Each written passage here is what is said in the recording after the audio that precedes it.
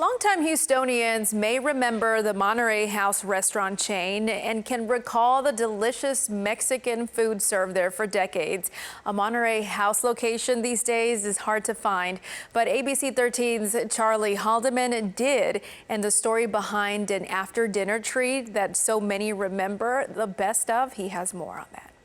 They're all gone now from the city. This is the only location with the same name that is left. This is actually in Beaumont on 11th Street. This restaurant has been open since 1963. It has some of the same dishes you'd find at the original chain. The one thing you won't find, though, is the candy. It came underneath the chips in the original Houston restaurants. And we found the original candy maker. Just one kind of candy? No. At 84 years old, They make them pumpkin candy, sweet potato candy, Jesse Bocanegra is remembering. milk candy, and praline candy, all kinds of candy. Together with brother Mike, his father and grandfather before that, Jesse ran La Colmena Mexican Candy Manufacturing Company, long since gone, and with it his most popular product. Everybody loves the milk candy. What they call leche quemada. You'll say Olay for Monterey. While Monterey House was well known for the treat, it wasn't exclusive. They came by to pick up candy.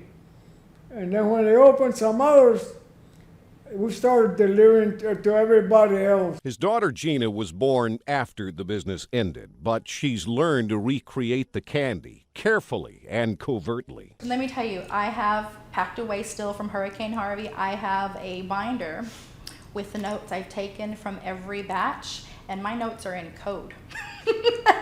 Because in the event somebody finds it, they won't know what they're reading. And that came from him. I mean, he was like, he didn't even like me writing notes when he was teaching me the fine details.